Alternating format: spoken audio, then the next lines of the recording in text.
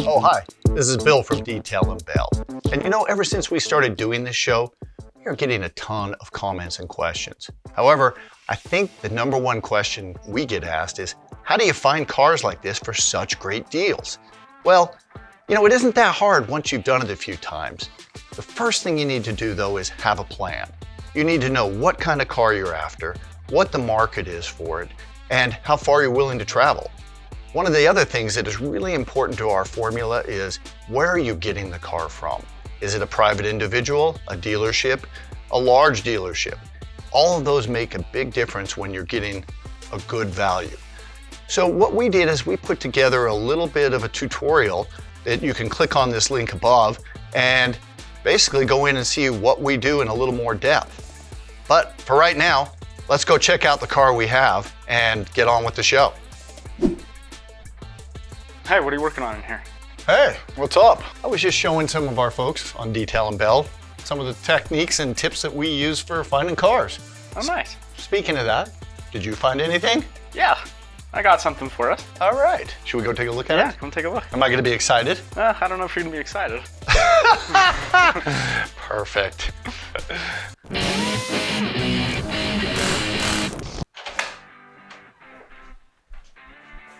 So where is it? This is it.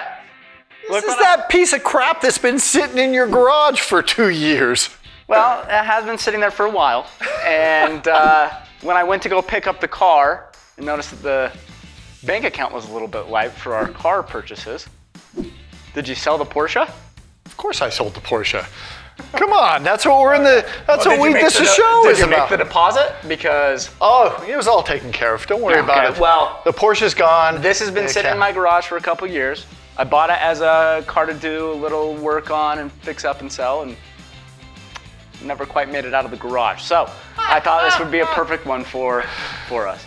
So it's got a lot of work to do. You do realize the irony of working for a company that produces detailing products and having something that looks like this? Yeah, I realize. Okay. I realize the irony.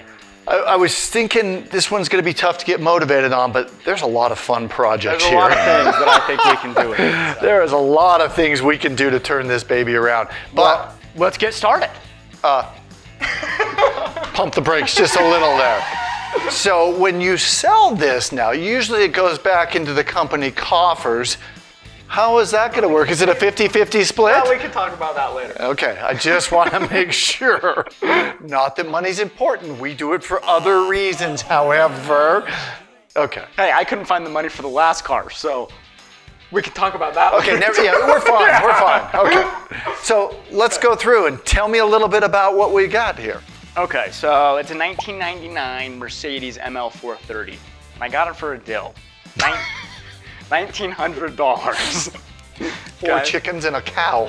So I was thinking, if I could, I'd like to double my money on it. Maybe sell it for 4, but I might be smoking, so. But let's go through the car. Okay, let's do. So, let's go back though. Mercedes makes a great car, and this was a great SUV for the time. It was. I mean, and the engines on these are so smooth and so durable. I don't think getting $4,000 for it's going to be a problem at all. Okay. But let's see what we can do. Well, the AC doesn't work, so I don't know if that... Okay, let's just get back to the things we know. Okay, so first thing, obviously you can notice, headlights. Is that what these are? Yeah. Holy crap, can you even see the road at night? You can, not well, but that may be a glasses issue for me. Okay. Not so much a headlight issue.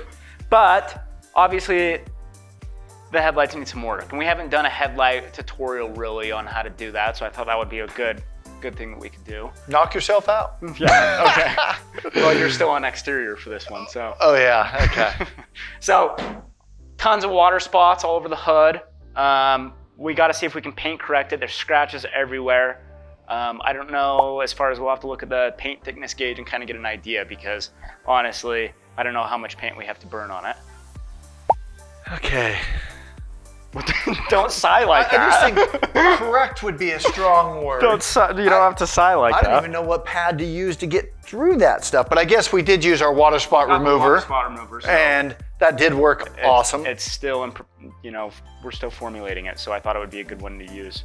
Okay, so I put my resume out on the internet, and if nobody calls in the next hour or so, Nobody's gonna call, so let's get started. We'll get going on this. So the next thing was the rims, right? We do such a great job on the rims and tires usually. I was thinking we can go in, paint the rims like a gunmetal, I think would look really good. You know, as you can see, they're not in the best condition. Well, clearly, I think it would be nice if you maybe washed them before you brought them in. However, that's part of the show. Oh, right? yeah. We're doing it together. And so also, you use the word "we" quite liberally. But yeah, I agree. That right there is going to turn this car quite a bit around. Let's get rid of the 1999 chrome. Let's just say, remember the Z we did? Yeah. That turned out so great. And maybe we go with the same color. Let's try something like that. And you know how we like a good caliper painting. Yeah. You choose the colors though, and we'll get it done. And let's show our viewers how we're gonna do this and how we do it quickly and for a relatively really brings up the price of the car real quick. Yeah, and it's easy on the budget. So, okay. The next thing was, these Mercedes have a ton of trim. Now, it's funny because we always talk about German engineered cars having bad trim. This one's actually not horrible, but it needs some work. Yeah, it's not bad actually. It's actually not horrible for the year, but I'll bet it hasn't been touched since you've owned it. Well, like I said, it's been sitting in the garage. Okay. So we can go through. There's a lot of plastics, trim that we're gonna need to do. The interior, I left extra dirty, so we can do one of the disaster cleans. I like it. So yeah. Good effort on your part. Really overachieving there. So yeah, I mean, coming around, the bumper here is a little bit scratched up. Let's see if we can't touch that up a little bit. Well, I think that's an entire repaint. But we'll see what we can do. We'll see what we can do. We're not going to detail our way out of that, but we can do some fun things and bring that bumper so it looks like the rest of the car when we're done. And then obviously we're just going to want to go through, do our paint correction. I'm thinking we throw ceramic slam, we do a little ceramic slam, and then the color crush as an extender for ceramic slam. So since we formulated them to work with each other, I think it will look great, protect the paint. It should last long enough for us to be able to get it out of here. So get it out of my garage. Let's see what kind of luck we have on the paint correction before we commit to ceramic, but I think that's a good plan. I think we could. Well, like I said, I did buy this as a fixer-upper. Yeah. Okay. And I guess it's a fixer-upper. Yeah. Well, actually, you know how I get excited over projects like this, and I really think we could do some great things to this. But the interior part is where I'm excited because we have been developing. Because it looks so horrible.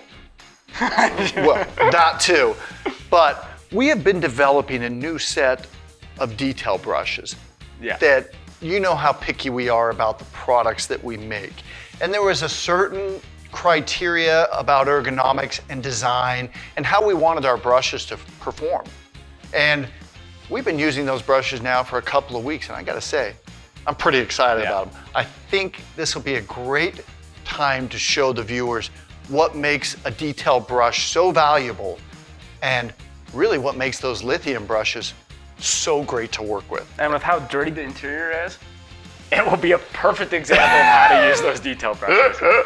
So we'll go through, we'll do the interior. I really want to use Hide Rehab. The leather's not actually in horrible condition. No, it's really not. I mean, for the year, I'd like to say to your credit, however, it doesn't look like you've ever touched the car, so I will not give you that credit.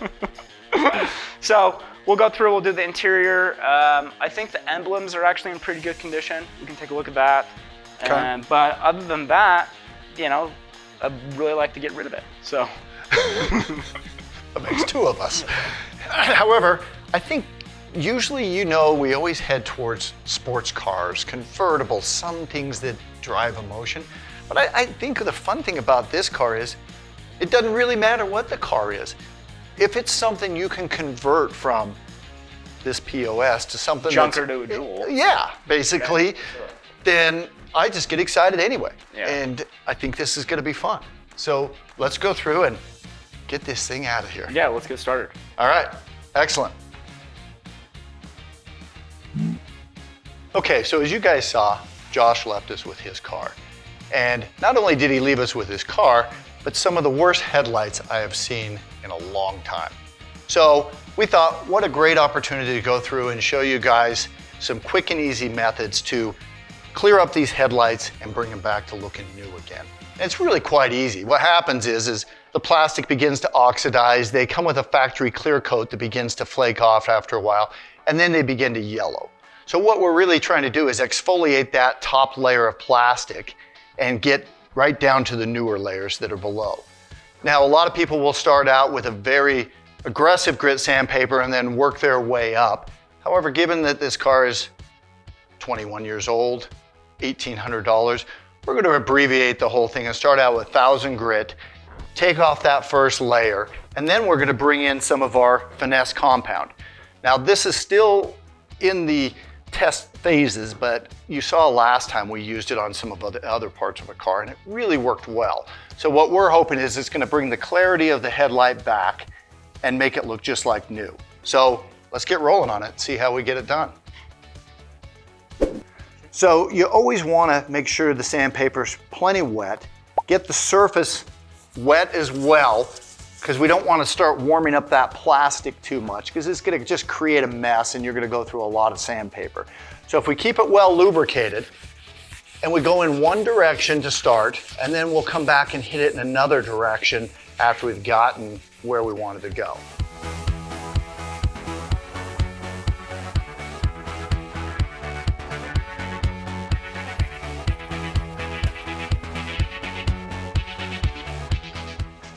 So as you're sanding these headlights, particularly ones that are in bad condition like this, occasionally you're going to kind of want to go through and wipe them clean.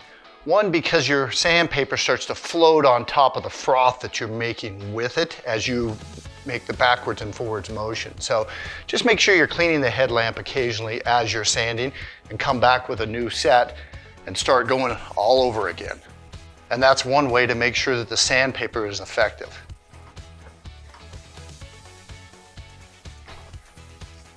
Okay, so we think we've taken off enough of the layers of dead plastic off of these lights, and now it's time to buff them out and see what we end up with.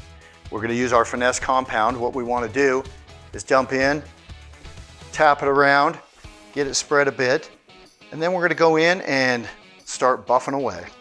Let's see what happens.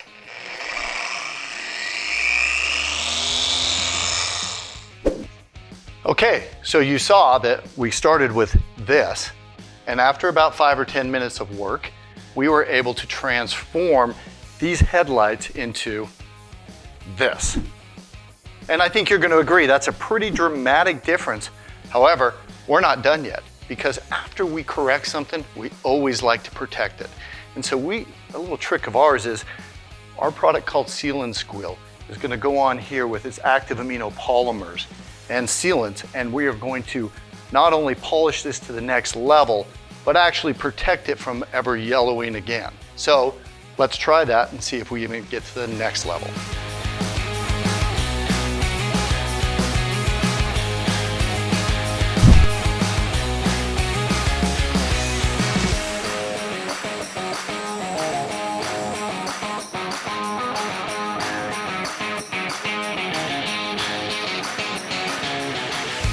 Okay, I think we can call this a job well done on our headlight here. As you saw, it started out pretty gross and yellow. However, after we exfoliated and took off that top layer, used our finesse compound, and then finished it off with our Seal and Squeal, which is actually going to protect it from ever yellowing again, I think you guys are going to have to agree, that's not a bad headlight. So let's move on to the trim. Okay, so for any of you who have ever watched Detail and Bell before, you know that we can't stop talking about little tips to make your car more valuable. And some of the input that we get comes from you guys. I mean, we get so many great suggestions. And one of them was, you know, if you heat up the plastic before you put on trim serum, it lasts months longer. And we knew that once you heated plastic and opened the pores, those polymers could get inside and really do a number. And so we thought, let's take it for what it is. Try the heat gun on the plastic, and we'll do a little comparison to see which one lasts longer. So we're going to heat up this side, put on trim serum, and then watch how long it lasts compared to the unheated side. And let's get started and see what happens.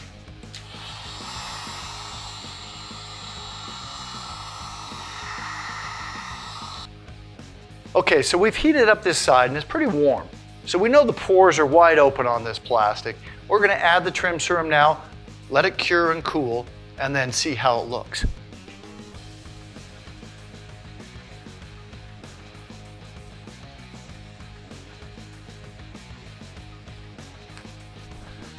Now, this plastic was pretty bad, but you can see how we transformed it almost instantly. Now, we're not big shine fans around here. We like a light, more factory look in our plastic. But what we do want to do is let the product sit on there for a few minutes, and then we would buff it down to the sheen that we think is appropriate.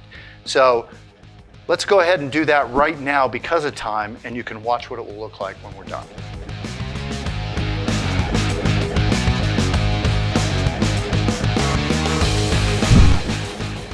All right, so we've buffed it down and we really have this plastic looking great. When we compare it to the plastic previously, you can see it makes a world of difference. Now, what we'll do is we'll apply it to this side without heating the plastic, and then we'll get back to you after we've let it age for a little bit and let you know how it turned out.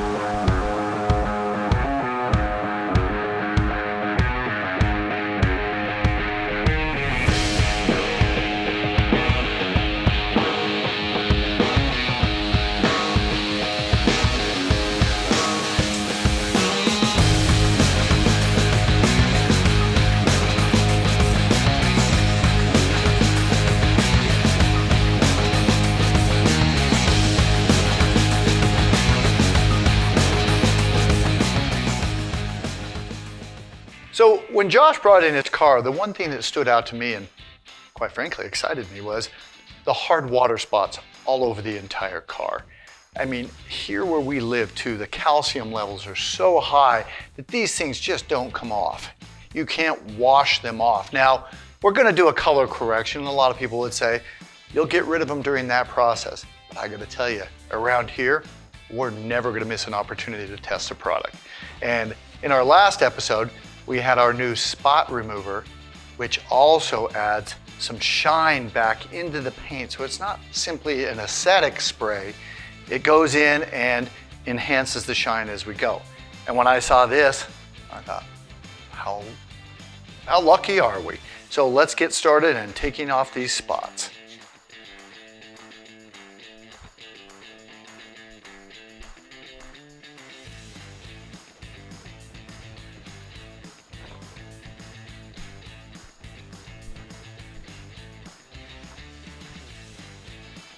Wow.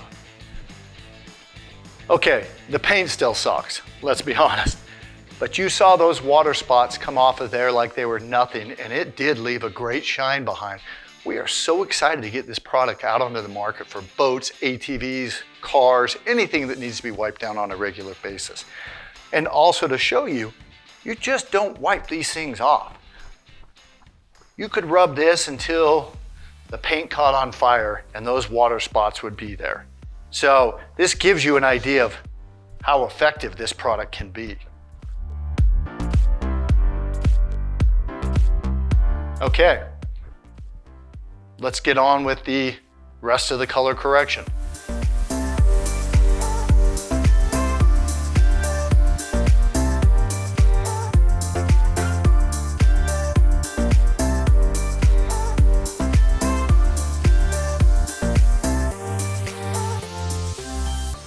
Okay, we've washed the car, we've removed the water spots, and we've clay barred it. And as you can still see, we've got a lot of work to do. There are some deep scratches in this paint that we're gonna have to correct and get out of here. And so, I guess the only question I have is, where the hell is Josh? This is his car. Okay, let's get started.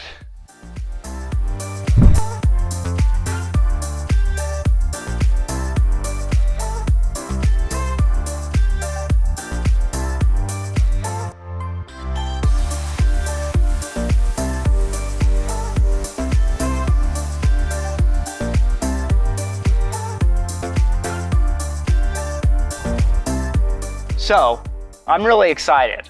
And the reason why is because I think this is the best idea that I've had so far. Having the lithium team go restore, protect my car so we can get rid of it.